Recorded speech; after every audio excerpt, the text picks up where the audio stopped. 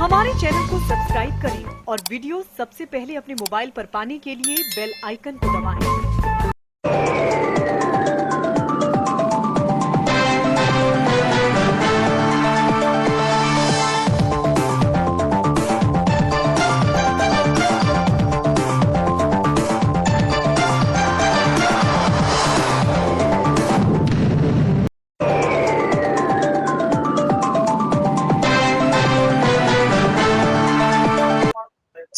नमस्कार, मैं हूं अनिल वर्मा शेखर। रात के 10 बजे हैं और ये समय है द बुलेटिन का। द बुलेटिन में आज की चर्चा पर चले। इससे पहले मेहमानों से आपका परिचय करा दे रहे हैं। आज भारतीय जनता पार्टी से डॉक्टर मुकेश सिंह हैं, प्राचार्य डीएन कॉलेज के, पार्टी के वरिष्ठ नेता भाजपा के, और भाजपा के जिला मंत्री अभिषेक बाथम भाजपा का पक्ष रखेंगे। कांग्रेस से वरुण त्रिपाठी हैं, कांग्रेस के नेता हैं, और राजेंद्र मिश्रा जी पार्टी के मीडिया प्रभारी हैं, और समाजवादी पार्टी से अनिल मिश्रा जी हैं, पार्टी के मीडिया विभाग से जुड़े हैं, और राधेश्याम जी समाजवादी पार्टी का पक्ष रखेंगे। ये पैनल है आज की इस डिबेट का। चुनाव की चर्चा हम लोग कर रहे हैं लगभग प्रतिदिन।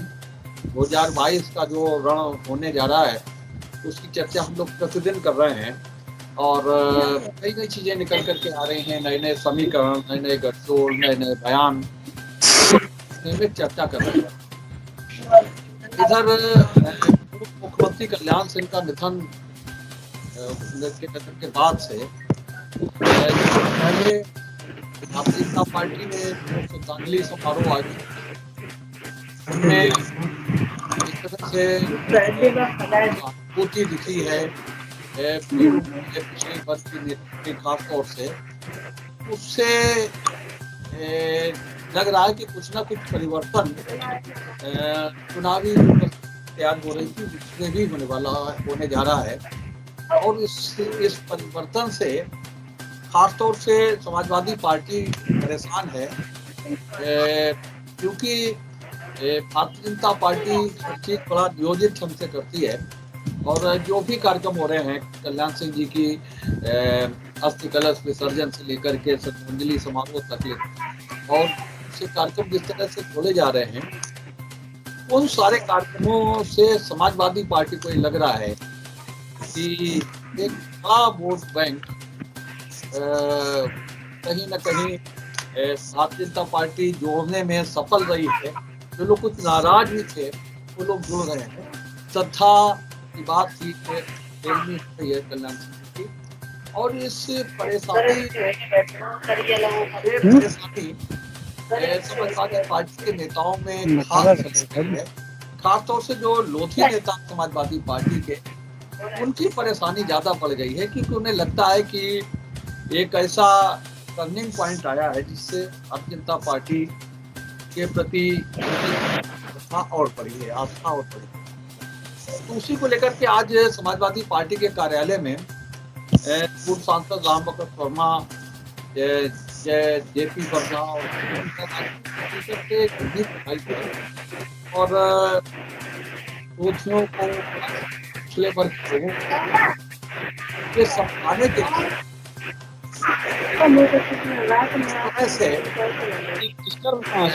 पिछले वर्ग के लोगों के साथ अन्याय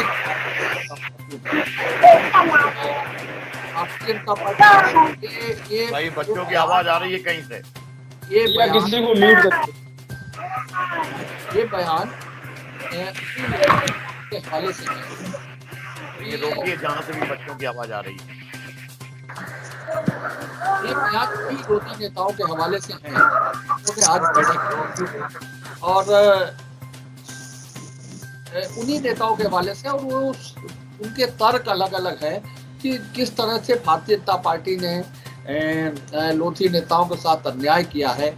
एक उन्होंने बताया कि धर्मपाल सिंह मंत्री थे उत्तर प्रदेश सरकार में, और उन पर भ्रष्टाचार के आरोप लगा करके उन्हें सरकार से निकाल दिया गया, हटा दिया गया, और जो जांच में उस तरह के कोई आरोप साबित नहीं हुए। इसके बाद में भी किसी लोधी नेता को मंत्रिमंडल में स्थान नहीं दिया गया। इस तरह के कई तर्क हैं उनके अपने किताबों में। और जब वो कह रहे हैं कि भारतीय जनता पार्टी पिछड़ों का उपयोग तो करती है, लेकिन उनके साथ हमेशा अन्याय करते हैं। ये एक नया डेवलपमेंट है इस सारे के बाद में। पिछले 13 दिन से जो घटनाक्रम चल रहा है कि समाजवादी पार्टी के लोधी नेता रथ यात्रा निकालने जा रहे हैं, समाज को समझाएंगे इस तरह की चीज कि भारतीय जनता पार्टी किस तरह से पिछड़ों खातों से लोधियों के साथ अन्याय कर रही है। और इनमें हम बता दें आपको कि डॉक्टर रामबकस वर्मा ये भी भारतीय जनता पार्टी में गए हैं समाजवादी पार्टी में, और जेपी सिंह ये भी गए भारतीय जनता पार्टी से समाजवादी पार्टी में, और अभी हाल में ही इन्होंने ज्वाइन किया है। तो एक फंड बन रहा है लोधी नेताओं का जो समाजवादी पार्टी में गए हैं। अब ये भी हो सकता है कि उनकी अपनी जमीन खिसक रही हो, इसलिए वो ये सब पूरी रणनीति बना रहे हैं, इस तरह के आरोप भाजपा पर लगा रहे हैं, और इस रणनीति की आड़ में अपना प्लेटफॉर्म मजबूत करने की बात करेंगे है। हम आज के बुलेटिन के एपिसोड में इस बिंदु पर ही चर्चा करेंगे कि जो खलबली मची है समाजवादी पार्टी के लोधी नेताओं में, और जो रणनीति बन रही है रथ यात्रा की और जगह जगह दूसरी तरह से प्रतिवाद करने की, वो निश्चित रूप से एक परेशानी का सबब है समाजवादी पार्टी के नेताओं में। जिस तरह से लोगों का झुकाव दिखा है पिछले वर्ष लोगों का, पिछले 13 दिन में जब कल्याण सिंह से जुड़े कार्यक्रम हुए हैं, तो इन्हीं सारी बिंदुओं को लेकर के आज की इस चर्चा में हम लोग अपने विचार रखेंगे कि समाजवादी पार्टी में पिछले वर्ग के जो खलबली है वो देखने को मिल रही है, और इसीलिए जो नेता हैं वर्ग के वो अलर्ट हुए हैं, रथ यात्रा निकालने की बात कर रहे हैं, और उन्हें लग रहा है कि अगर इस मौके पर हम ना चेते तो शायद राजनीतिक नुकसान बहुत अधिक हो जाएगा। तो इसी बिंदु को लेकर के हम चर्चा को आज आगे बढ़ा रहे हैं, और चर्चा की शुरुआत हम कर रहे हैं। अब इस बात को आज आप चर्चा की शुरुआत करिए कि किस तरह से जो माहौल बदला है पिछले 13-14 दिन में। हालांकि वो व्यक्तिगत लगाव भी है बाबू कल्याण सिंह जी के प्रति लोगों का, एक आस्था भी है राम मंदिर के प्रति, और राम मंदिर के नायक के रूप में कल्याण सिंह को जिस तरह से लोग याद कर रहे हैं, तो उससे जो आस्था बदल रही है, जो झुकाव हो रहा है, और इस समय चुनाव से पहले का जो समय है उसमें जो बदलाव आ रहा है, उससे निश्चित रूप से समाजवादी पार्टी के लोग परेशान हैं, और उसको लेकर के ही आज रणनीति बनी है। तो इससे क्या असर पड़ेगा, इनकी रणनीति कितनी कामयाब होगी, क्या इनकी जो योजना है ये व्यक्तिगत भी है, क्या इन सारी बिंदुओं को लेकर के आज की चर्चा रहेगी। अवश्य आज जो विषय है उसके लिए मैं आपको बहुत बहुत धन्यवाद देना चाहूँगा भाई साहब। दूसरा जो अभी विषय निकल के आया है, रामबक्स जी, पूर्व विधायक उर्मिला राज जी और जेपी सिंह जी, ये हैं, अगर आप देखेंगे तो ये लोग अपनी अपनी जो है राजनीतिक विरासत बचाने का काम कर रहे हैं, समाजवादी पार्टी को मजबूत नहीं कर रहे। ये लोग समाजवादी पार्टी में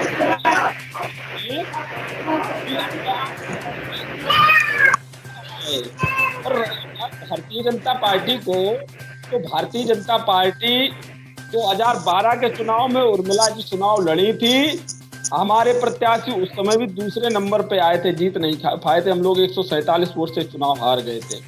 ऐसा नहीं कि लोधी वोट हमारे साथ नहीं था, लोधी वोट अगर नहीं था तो हम लोग 147 से चुनाव नहीं हारते। उसके बाद 2014 का जो चुनाव हुआ, आदरणीय मुकेश राजपूत जी को जो है फर्रुखाबाद संसदीय क्षेत्र से पार्टी ने प्रत्याशी बनाया, और पूरे फर्रुखाबाद से लेकर अलीगंज सारी जातियों का, सभी विभिन्न वर्गों का योगदान मिला, वोट मिला और सहयोग मिला, और उसी का कारण हुआ कि 2014 में आदरणीय मुकेश राजपूत जी फर्रुखाबाद से सांसद। फिर बात आती है 2017 के चुनाव में। 2017 के चुनाव में भी जो है ये नेता जो ऐसा है, सिर्फ जेपी सिंह को छोड़ दीजिए, बाकी लोग समाजवादी पार्टी को ही मजबूत करने का काम कर रहे थे उस समय। मैं फर्रुखाबाद की बात करूं अगर सदर विधानसभा की, तो आदरणीय मेजर सुनील दत्त द्विवेदी जी को 93,000 प्लस वोट मिला था। तो ना तो बैकवर्ड कहीं भारतीय जनता पार्टी से दूर है और ना ही लोधी समाज भारतीय जनता पार्टी से दूर है। और अगर बात करिए लोधी समाज की, तो जितना सम्मान भारतीय जनता पार्टी में लोधी समाज का है, अन्य दलों में ऐसा नहीं है। दूसरी बात आती है, अभी 2019 के चुनाव में सारी पार्टियां एक हो गई, भुआ और का गठबंधन हो गया।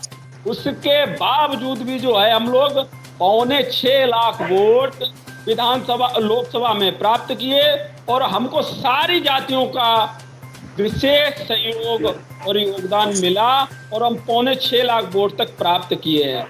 ऐसा नहीं है कि ये लोग पहले लामबंद नहीं हुए या रामबख्श जी ने जो है मुकेश राजपूत जी के खिलाफ प्रचार नहीं किया। वो यहाँ कई स्थानों पर उन्होंने बैठकें की, मीटिंगें की, लेकिन फर्रुखाबाद के जो लोधी समाज की बात करें तो लोधी समाज ने स्वीकार किया है कि उनके नेता आदरणीय मुकेश राजपूत जी हैं। और दूसरा, उनकी आस्था जो है भारतीय जनता पार्टी में है, उनका सम्मान भारतीय जनता पार्टी में है।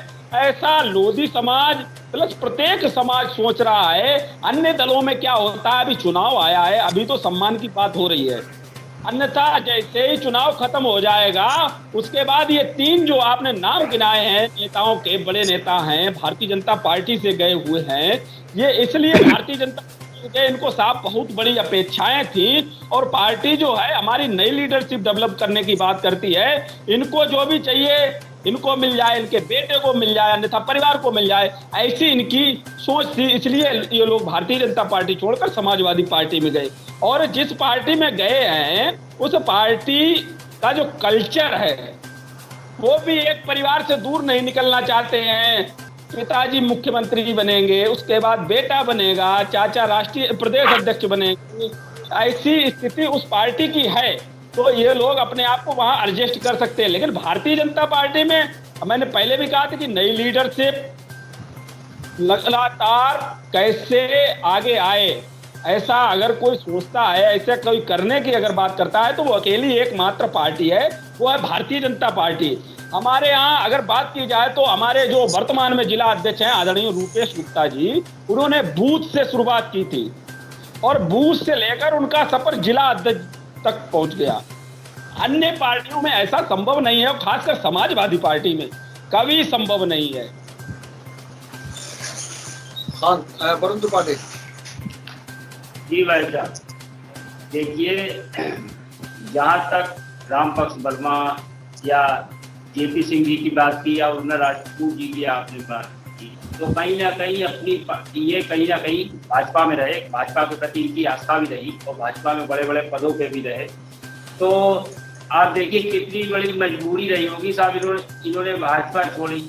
और दूसरी ये राजनीति जो है साहब वोट बैंक की है, जाति के नाम पे टिकटें जो बांटी जाती है वो कहीं ना कहीं एक कैंडिडेट की जात को देख के उसके बाद टिकटों का वितरण होता है। तो कहीं ना कहीं ये जातिगत पूरा मामला है और एक वोट बैंक अपने हाथ से निकल जाए तो पूरा कुश्ती वाली स्थिति पूरे उत्तर प्रदेश में चल रही है और इसी तरीके का मामला है। और जहाँ तक रही आपने मंत्री जी की बात की, धर्मपाल सिंह जी की, तो कहीं ना कहीं पिछड़ों को भी साहब ये एहसास है कि वर्तमान सरकार उनके साथ छलावा और धोखा कर रही है। साहब इनके दांत दिखाने के कुछ और है, खाने के कुछ और है। तो कहीं ना कहीं पिछड़ों को भी ये एहसास है कि साहब हमें पूरी तरीके से नकार दिया गया है। और जहाँ तक रही लोधी समाज की बात, तो लोधी समाज अभी आपने देखा कि जिस तरीके से हमारे पूर्व मुख्यमंत्री स्वर्गीय कल्याण सिंह जी नहीं रहे, तो उनके प्रति पूरे उत्तर प्रदेश में एक धर्म विशेष की भावना और सर्वविदित है कि वो एक बड़े पैमाने के राष्ट्रीय लेवल के पटल पे साहब उन्हें हर पार्टी स्वीकार करती है। साहब बहुत उम्र दराज और बहुत बड़े लीडर थे और उन्होंने प्रदेश के लिए काफी कुछ किया और भाजपा से साथ जुड़े भी रहे। तो कहीं ना कहीं भाजपा से भी वो एक बार परेशान होकर साहब उन्होंने अपनी पार्टी बनाई थी। तब भाजपा की क्या स्थिति रही थी, क्या उस पीरियड में जो हमारे भाजपा के साथी कह रहे साहब लोधी समाज हमेशा हमारे साथ था। तो उस दौर में उत्तर प्रदेश में भाजपा की स्थिति साफ हो गई थी, इनकी 30 सीटें निकलना साफ मुश्किल हो गई थी। तो कहीं ना कहीं लोधी समाज देख रहा है, अपने आप को ठगा हुआ महसूस कर रहा है। राजेंद्र जी मिश्रा जी, कांग्रेस। तो भाई लोकतंत्र में जो है हमारे संवैधानिक व्यवस्था के हिसाब से धर्म, संप्रदाय और जात की राजनीति नहीं करना चाहिए, लेकिन लगभग इस समय लोकतंत्र का रूप जो है विकृत हो रहा है। लगभग सभी पार्टियां जो है जातिवादी राजनीति करती है। जैसा कि आज का विषय है कि रामबख्श वर्मा, जेपी सिंह और उमड़ा राजपूत, वो निश्चित ही लोधी समाज के सर्वमान्य नेता है, अच्छे नेता उनकी गिनती है, लोधी समाज में उनकी पकड़ है। रामबख्श जी सांसद भी रहे और कई चुनाव लड़े हैं, तो उनकी क्षेत्र में पकड़ भी है। तो कहीं न कहीं वो निश्चित ही समाजवादी को अपने सजाती वोट दिलाने का प्रयास करेंगे। ये पार्टी का उनका अपना काम है। भाजपा भी करती है कि लोधी वोट हमें मिल जाए, सपा भी करती है, अन्य पार्टियां भी करती हैं, लेकिन राजनीति में भारतीय संविधान के हिसाब से, हमारे हिसाब से जो है जाति धर्म की बात नहीं करनी चाहिए और जाति पार्टी को अपनी नीतियों की, अपने सिद्धांतों की, अपने मैनिफेस्टो की, तुम किस तरह सरकार चलाएंगे, अगर हमारी सरकार बनी तो हम क्या करेंगे, इन्हीं नीतियों पर चुनाव लड़ना चाहिए। लेकिन इससे हटकर के आज लोकतंत्र जो हमारा जो है वो जातियों में, धर्मों में, संप्रदायों में मालूम पड़ता है। इसी के आधार पर चुनाव में लोग उतरते हैं और इसी आधार पर वोट मांगते हैं। रामबख्श वर्मा की पकड़ जो है लोधी समाज में व्यक्ति के मेरे हिसाब से काफी अच्छी है और वो निश्चित ही समाजवादियों के लिए अच्छा काम करेंगे, समाजवादी को करके, ये ऐसा हमारा विचार है। डॉक्टर मुकेश जी, देखिए जी, बहुत अच्छा विषय है। समाजवादी पार्टी को बहुत चिंता है कि लोधी समाज जो है उसके बाद चला जा रहा है। केवल समाजवादी पार्टी को ही चिंता नहीं, अन्य विपक्षी पार्टियों को ये चिंता है कि लोधी समाज जो है उनके साथ नहीं जा रहा है। और इसी से पार्टी का निर्वाचन हुआ होगा लोधी समाज के जो नेता हैं समाजवादी पार्टी में कि आप भाई सक्रिय होइएगा और लोधियों को इस तरफ ले आइए। समाजवादी पार्टी से पूछते हैं, जिला पंचायत का भी अध्यक्ष का चुनाव हुआ था, उसमें कितने लोधियों को जिला पंचायत अध्यक्ष की उन्होंने टिकट दी, या कितने पालों को दी, या कितने बाथरूमों को दी, या कितने अलग पिछड़े वर्गों की सीट दी। पूरे 75 सीटों में कितने लोगों को उन्होंने सीट दी। आने वाले समय में क्या वो बता सकते हैं कि कितने पिछड़ों को दें? भारतीय जनता पार्टी कभी पिछड़ों के लिए काम नहीं करती है। भारतीय जनता पार्टी की सरकार के मंत्र आप देखें, केंद्र से लेकर शायद कोई पिछड़ों के आधार पर इसका हिस्सा न हो। लोधी समाज में तो संदीप जी अभी भी मंत्री हैं, बरकरार बने राज्य मंत्री हैं उत्तर प्रदेश सरकार। दूसरे धर्मपाल जी जो है हमारे डॉक्टर धर्मपाल जो है पाल समाज के केंद्र में मंत्री हुए, पहले यहाँ उत्तर प्रदेश सरकार में थे, सांसद हुए, केंद्र में मंत्री हुए। अन्य किसी भी जात का आप नेता देख लीजिए, भारतीय जनता पार्टी की सरकार में और संगठन में बराबर काम कर रहा है और कोई पिछड़ा भारतीय जनता पार्टी से नाराज नहीं है। चाहे साक्य सैनी मौर्य हो, चाहे बाथम हो, चाहे पासी हो, चाहे पाल हो, चाहे जो भी साक्य, जो भी एक्सवाइज, सब पार्टियां भारतीय जनता पार्टी के संगठन में और सरकार में काम कर रही हैं। चिंता इसलिए है कि देखिए, माननीय कल्याण सिंह राष्ट्रीय स्तर के लोधी समाज के नेता, पूरे विश्व में, पूरे देश में लोधी समाज में उनका स्थान था। लेकिन उनकी मृत्यु के बाद शायद हमें लगता है कि समाजवादी पार्टी ने ये सोचा कि उनको हम श्रद्धांजलि दे देंगे तो और दूसरा जो वोट हमारा है वो भाग जाएगा, इसलिए बुलाने पर भी उन्हें श्रद्धांजलि देने नहीं आए। लोधी समाज में अब जन जागरूकता के लिए रथ यात्रा जाएगी तो सबसे पहले तो प्रश्न यही आएगा कि एक राजनीतिक कर्टसी होती है, पॉलिटिकल कर्टसी है, पॉलिटिकल एक राजनीतिक शिष्टाचार है। चाहे जिस पार्टी का कोई नेता मृत्यु हो जाए, लेकिन उसको श्रद्धांजलि देना, उसको शोक व्यक्त करना कहीं गलत बात नहीं होती। लेकिन समाजवादी पार्टी के नेताओं ने, उनके मुखिया ने एक बार भी ये विचार नहीं किया कि ऐसे सर्वमान्य नेता जो समाजवादी पार्टी के साथ भी रहे, जो मुलायम सिंह से कंधा मिलाकर के राजनीति करने का काम किया, लेकिन उनको 2 शब्द श्रद्धांजलि के पूरी पार्टी में किसी ने देने का काम। आज लोधी समाज में जो रथ यात्रा जाएगी तो सबसे पहले लोग एक तो प्रश्न कर ही देंगे कि भाई आप ये बता दीजिए इसमें क्या जाता, इसमें क्या नुकसान था कि अभी पूरे विश्व में कृषि राष्ट्राध्यक्ष का अगर कोई बात हो जाती है तो विश्व की सब तरफ से एक तरफ से शोक श्रद्धांजलि आ जाती है, शोक संतृप्ति आ जाती है। हमें लगता है कि समाजवादी पार्टी जो ये शिष्टाचार भी भूल गई, जो राजनीतिक शिष्टाचार होता है केवल इसलिए भूल गई कि कहीं ऐसा न हो कि राम मंदिर के नायक के मृत्यु पर अगर श्रद्धांजलि देंगे तो राम को न मानने वाले लोग जो है नाराज हो जाएंगे। अरे भाई, राम को पूरा राष्ट्र मानता है, वो पूरा देश मानता है, 100 करोड़ जनता तो राम के भक्त है ही।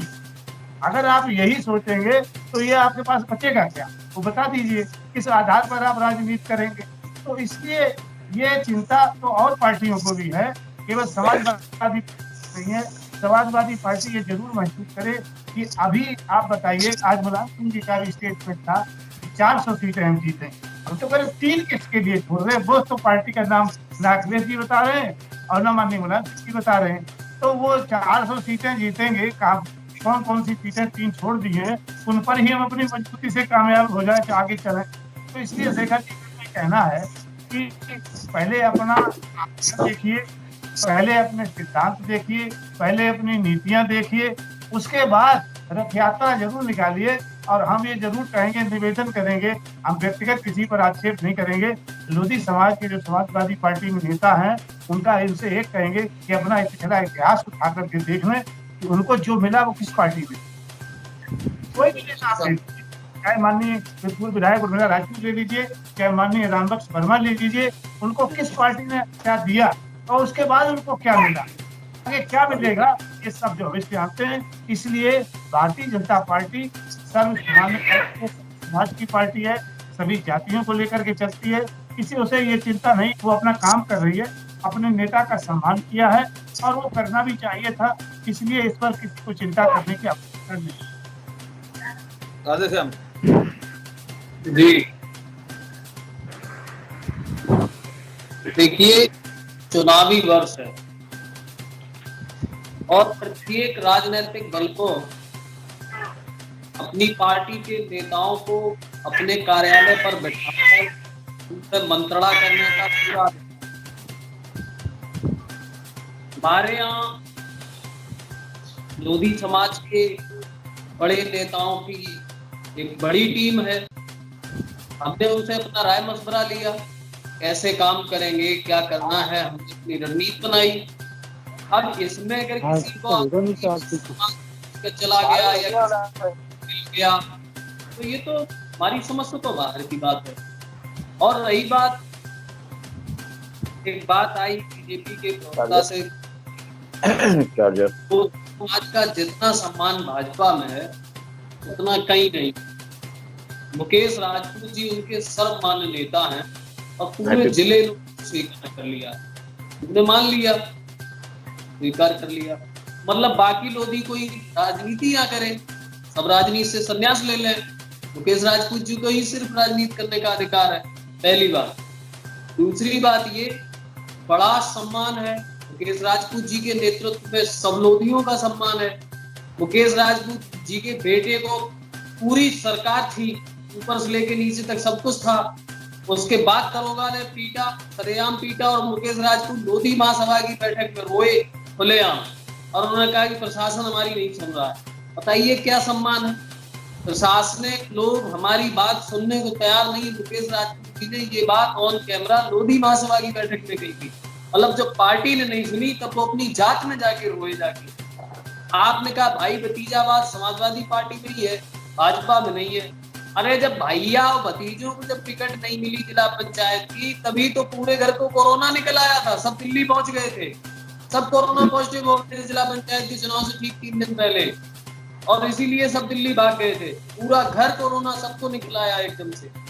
इसमें एक मामला निकल के आया, जिला पंचायत के चुनाव में कितने लोधियों को समाजवादी पार्टी ने टिकट दी, तो कोई बात नहीं। हम आप ये पूछना चाहते हैं कि आज आपकी सरकार है, आप हमें ये बताओ कितने लोधी डीएम हैं, कितने लोधी एसपी हैं, फर्रुखाबाद में कितने लोधियों के थाना इंचार्ज हैं, कितने लोधी इंचार्ज हैं थाने के, आप बताइए इनको। 13-14 थाने, कितने लोधी एसडीएम हैं, कितने लोधी तहसीलदार हैं, ये बताओ ना। पिछड़ों के बहुत बड़े हिमायती जो बन रहे हैं, बड़े बड़े कसीदे अभी पड़े थे इस मंच पे। 69,000 शिक्षक भर्ती में 18,609 वैकेंसियां थी पिछड़ों के लिए आरक्षित, 2600 नौकरियां मिली सिर्फ। ये भी तो कम से कम देखो, वो कितने दिनों से 69,000 शिक्षक भर्ती के विद्यार्थी वहां बैठे हैं सिर्फ इसलिए कि आरक्षण में घोटाला हुआ है। तो कहीं न कहीं बहुत बड़े सम्मानित नेता थे माननीय कल्याण सिंह जी, सब कुछ था, लोधियों का बहुत बड़ा सम्मान है, लेकिन राम मंदिर के शिलान्यास में न तो कल्याण सिंह जी को बुलाया गया, न उमा भारती को बुलाया गया, न साक्षी महाराज को बुलाया गया, न मुकेश राजपूत को बुलाया गया, न राजवीर सिंह को बुलाया गया, न संदीप सिंह को बुलाया गया। ये सब लोधी नहीं थे तब। अरे ये सब तब बैकवर्ड थे, ये पिछड़े थे, ये शूद्र थे, तब ये शूद्र थे, इसलिए नहीं बुलाया गया। मंदिर अपवित्र हो जाता, उनके कदम पड़ने से मंदिर की पवित्रता नष्ट हो जाती, इसलिए नहीं बुलाया गया। वोट लेने के लिए लोधी हिंदू हैं, लोधी भाजपाई हैं, उनके सम्मानित नेता मुकेश राजपूत हैं, और दरोगा उनके लड़के को पीटे तो सरकार सुनती नहीं है। क्या मतलब है इस तरह के सम्मान का? इस तरह के सम्मान का पट्टा गले में डाल के जो घूम रहे हैं, उन्हीं को मुबारक हो। समाजवादी पार्टी में जो कार्यकर्ता होता है वो किसी भी जात का हो, उसका उतना ही सम्मान है जितना हमारे यहाँ प्रदेश अध्यक्ष का है, राष्ट्रीय महासचिव का है, एक सांसद का है, एक विधायक का है, उतना ही उस साधारण कार्यकर्ता का है जो 10 रुपए की रसीद कटाकर समाजवादी पार्टी की संस्था ग्रहण करता है। सरकार में हमारे कार्यकर्ता समाजवादी पार्टी के साथ।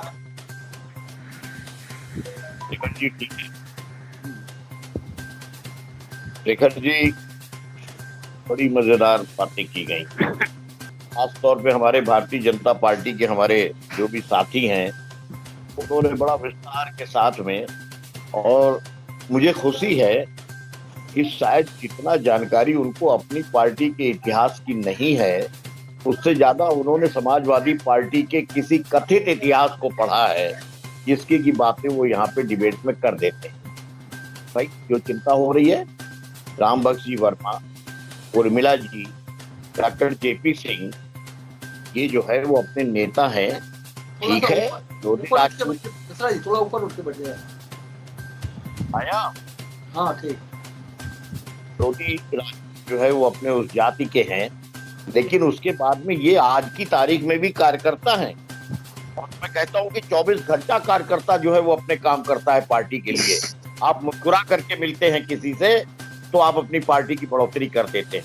4 कदम अगर आप उसके साथ में चल देते हैं दुख दर्द में, तो आप अपनी पार्टी की बढ़ोतरी कर देते हैं। और अगर कहीं आप कायर नजर आते हैं, कहीं आप साथ न निभाने वाले नजर आते हैं, कहीं आप कार्यकर्ता का साथ छोड़ करके चले जाते हैं, तो उसके बाद में आप पार्टी का नुकसान भी करते हैं। अगर आप जुल्म करते हैं, ज्यादती करते हैं, जमीनों पे कब्जा करते हैं, ये सब स्थितियां अगर होती तो पार्टी का नुकसान होता। ये 24 घंटे के कार्यकर्ता हैं हमारे, और इस वक्त पे हर कार्यकर्ता निकला है, माफ कीजिए, भयानक जंगल राज पार्टी को शिकस्त देने के लिए, लोकतंत्र की स्थापना के लिए, जो लोकतंत्र को ठोक तंत्र में बदला है, जुल्म और जाति की खिलाफत में हिंदुस्तान को जो आने वाले वक्त में मानसिक और आर्थिक गुलामी में दिए जा रहे हैं लोग, उनका खिलाफत करने के लिए समाजवादी पार्टी का एक एक कार्यकर्ता तैयार है। हम अपने घोषणा पत्र पे लड़ते हैं, हम अपने विकास की बात पे लड़ते हैं।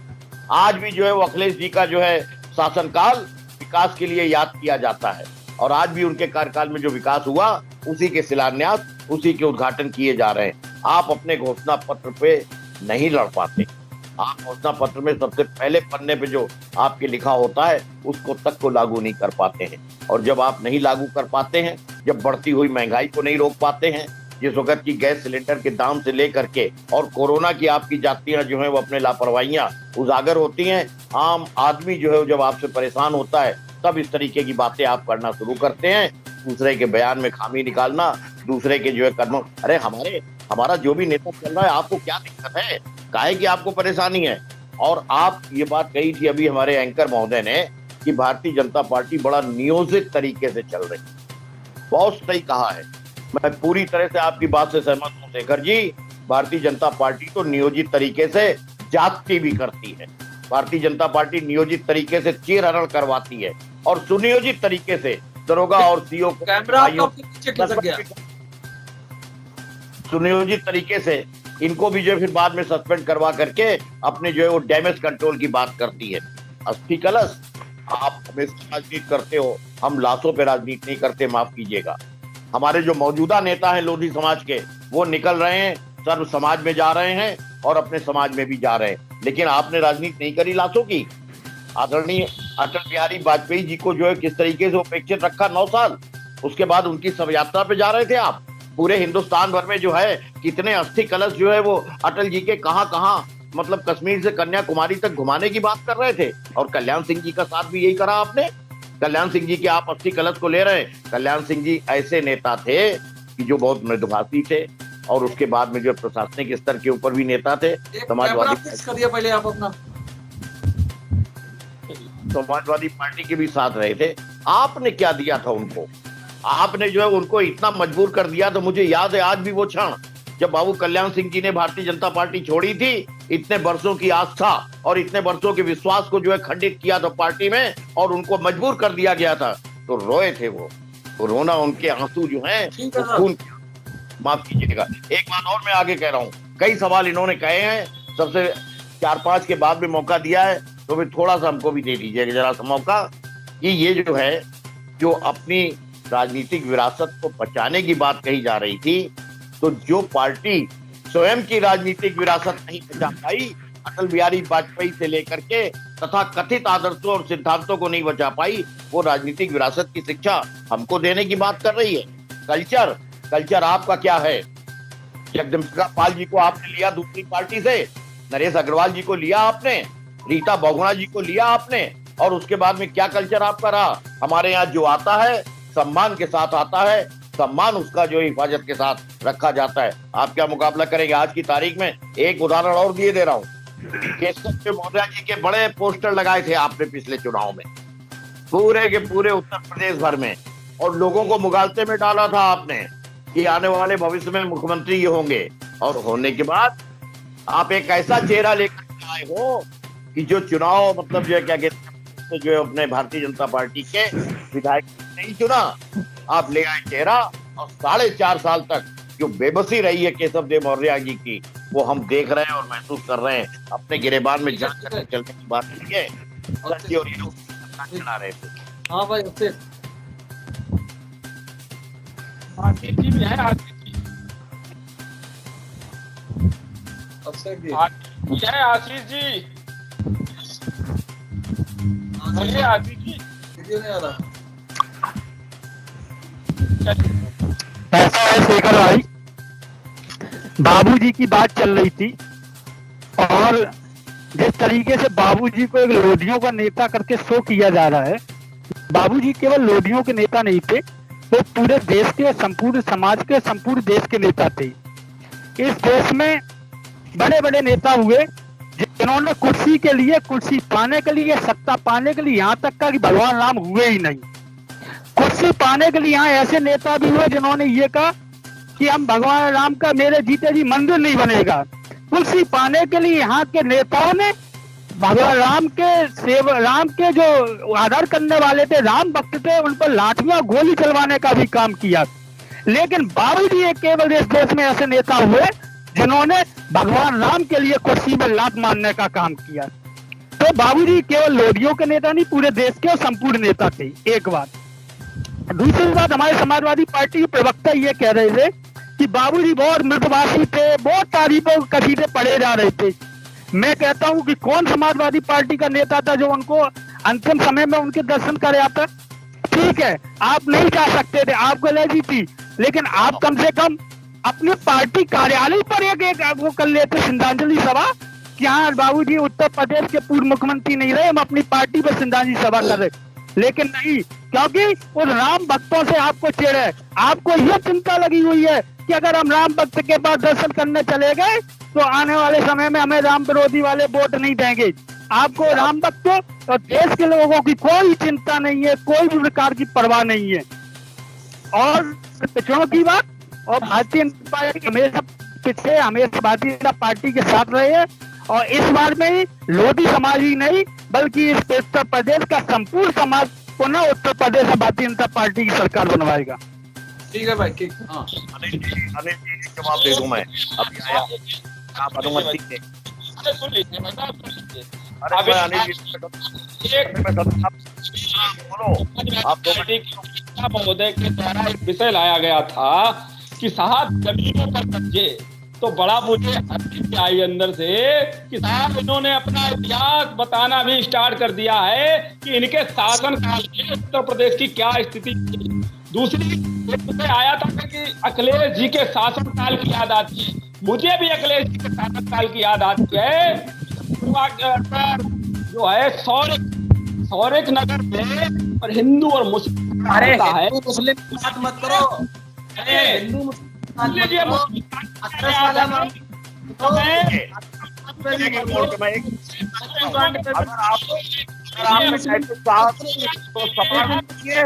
सवाल का जवाब सवाल कर रहा हूँ आपसे, एक सवाल सवाल करता हूँ, जवाब दीजिए,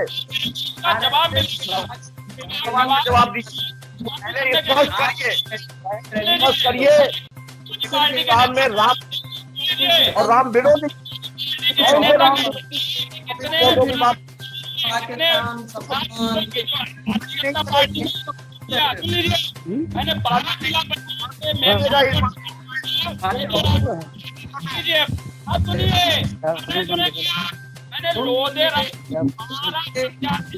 बनाए थे पार्टी ने बनाए हैं और हमारी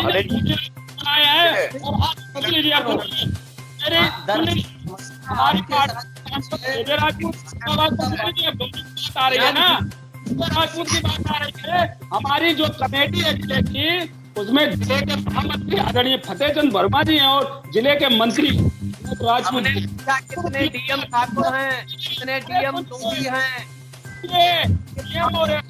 सुन लीजिए, मुझे मत बताइए। समाजवादी पार्टी की यादव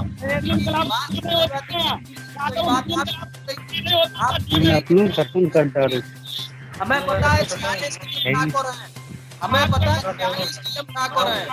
बताओ लोधी यादव और मुस्लिम के अलावा अरे ठाकुर और कई बात और ये एक ना लोधी कितने था आदरणीय धर्मपाल जी का पार्टी की अगर खिलाफत करोगे ठाकुर जैसा हाल होगा तुम्हारा। सम्मान है, रिटायर्ड का भी सम्मान है मान्यवर, केवल चुनाव लड़ने की बात कर दे और उसके बाद में आप उसको उठा करके खींच करके अंदर करने की बात करो। सम्मान तुम्हारे राज्य में किसी का नहीं, सम्मान तुम्हारे राज्य में किसी का नहीं, सम्मान तुम्हारे राज्य में बेरोजगार का नहीं, सम्मान तुम्हारे राज्य में महिला का नहीं, सम्मान तुम्हारे राज्य में आम जनता का नहीं, सम्मान तुम्हारे राज्य में। क्या बात है, जो जमीनों को हड़पने वाले, दूसरे प्लाटों पर कब्जा करने वाले और अत्याचार पे अत्याचार सबसे ज्यादा अपहरण करने वाले, जहाँ सबसे ज्यादा गुंडाई चलती है सरकार में, वो सरकार हमको बताएगी ये सब करना। जिस पार्टी की सरकार में सबसे ज्यादा गुंडाई होती हो, जिस पार्टी की सबसे ज्यादा सरकार में अपहरण होते हो, जिस सबसे ज्यादा अपराध में दंगा होते हो सरकार में, वो सरकार हमको बताएगी। एक मिनट, ठीक है, अब से रुको। और इसके अलावा कुछ नहीं। ये बटन जब ठोकेगी जनता 2022 के चुनाव में, बोल मैं कह रहा हूँ, जनता ऐसे बताएगी आपको, जनता आपको बताएगी। आप अभी ठोक रही है, चले उनका विधायक का ले लो मेरठ की तरफ सालों में, कोई का ये जनता जो है तुमको अपने नकार क्या बता दिया करो भाई, आपको पता है उनका नाम नहीं पता भाई, क्या करो चलेगी। तुम गोली करवा सकते हो, FIR लिखवा सकते हो, चुनाव नहीं कर सकते हो। डीएम कितने हैं लोधी? डीएम लोधी बोलो ना, राम विरोधी वोट किस कह रहे हो?